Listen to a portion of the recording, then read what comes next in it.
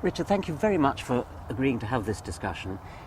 In one sense, I suppose, we're old comrades in arms because we've collaborated on various responses to naive young Earth creationists.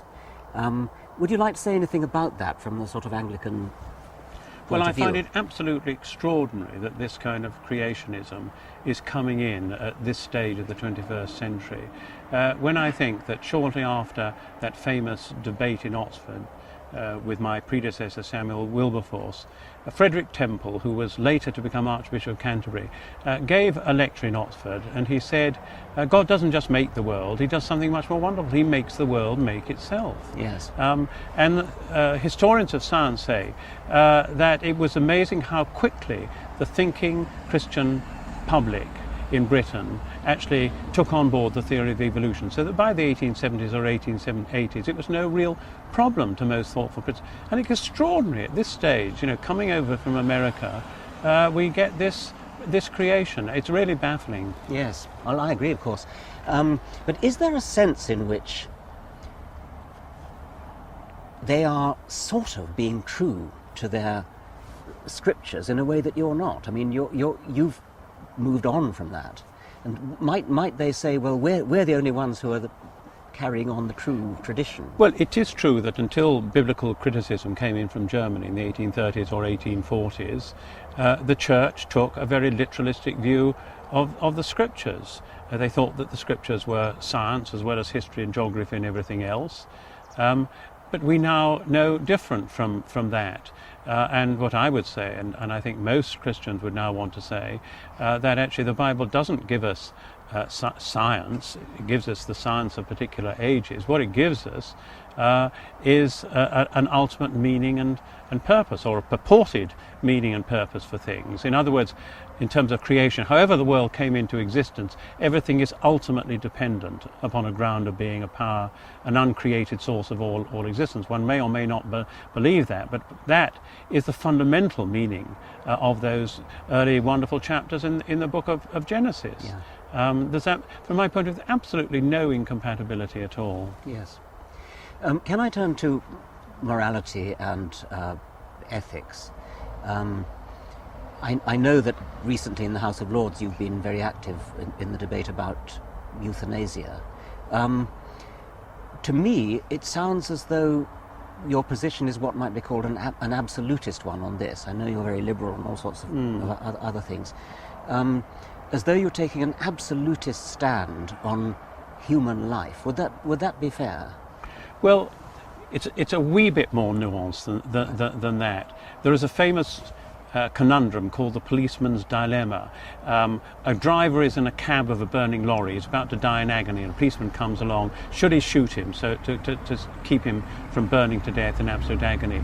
I would say yes, because I don't believe there are any exceptionalist rules. There are extreme examples, boundary situations, which are exceptions, but I don't believe that those exceptions should be legislated for. They are by their very nature exceptions, and I don't think you can draw great kind of long-term legal principles and rules from them. So that's one of the reasons why I'm opposed. There are all sorts of other reasons, because I'm very concerned about palliative care and enough good palliative care getting in place all over the country, about research into palliative care. Now, I absolutely accept there are still at the moment a few really agonizing situations. I accept that. I also accept that if I was in that situation, I don't know how I would act. You could never quite predict. But what really worries me at the moment is, as it were, prioritizing the value of human autonomy over every other value. People who stress the value of human autonomy say it is the person's individual choice at all times and all places which must take the priority. Now, I think that's a very kind of 17th, 18th century Western European view of what it is to be a human being, stressing the individual as an isolated, anguished individual making these great, big, heroic choices. I want to say to be a human being is to be bound up with other human beings, is to be interdependent with other human beings, and that when we're dependent upon other human beings, we don't lose our value. We may not be able to make many choices, but we're still of value as human beings. So that's the philosophical basis for the drive for assisted suicide or euthanasia does worry me in the way it prioritises human autonomy over every other consideration. Well, that's interesting, because I would have thought in a way the opposite could be said, that the opposition, which it sounds as though you're not a simple member of, prioritises the sort of sacredness of human life, which clearly from your example of the lorry driver in the cab, I don't think human life is always absolute. I don't take that view. I mean, an obvious example, I'm not a pacifist. I mean, I think it's right sometimes to go to use arms in order to defend other people. So I don't make human life an absolute in that sense.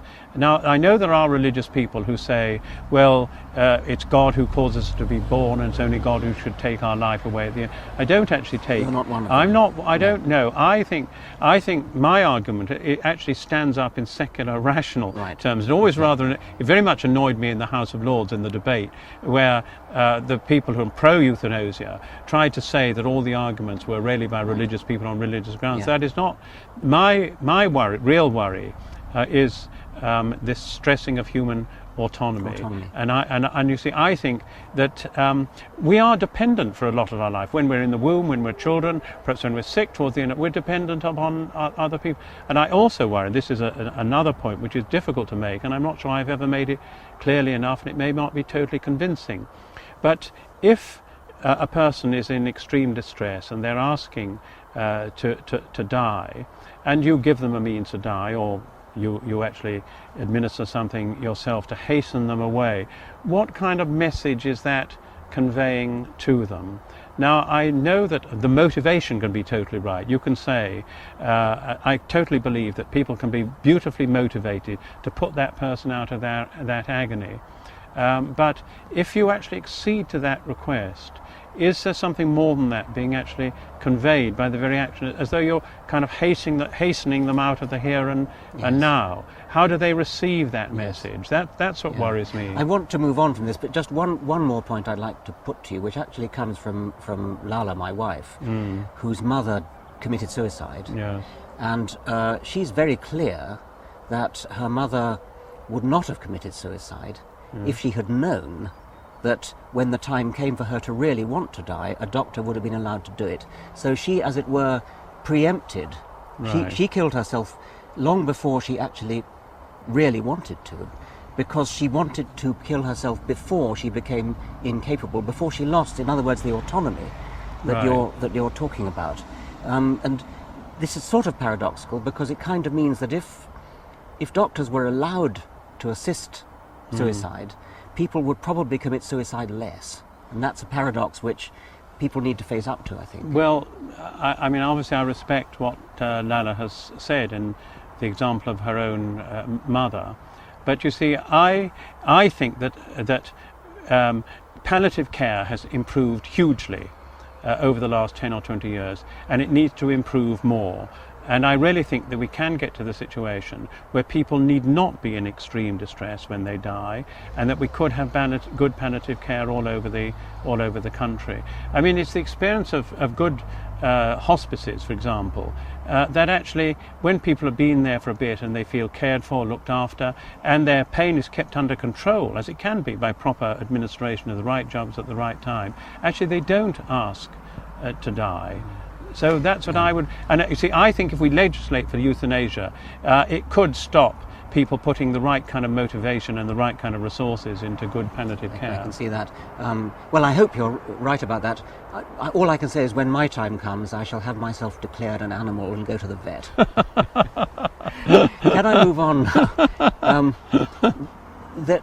Obviously there are divisions and arguments within taking you up on that, but I mean, supposing your loved ones say, but actually, I mean, I know you're in great distress, but actually we want to care for you, and we think that actually your life still has value. It may only be another month or so, but actually that month will be a very precious month, both to you and to me.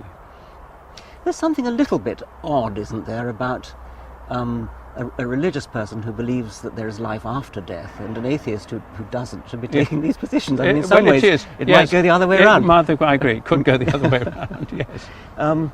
Can I move on to I don't know whether schism is the right term, but there are clearly deep arguments within the Anglican Church, and you're famously, and I think laudably, on the Anglican, on the liberal wing of the Anglican Church.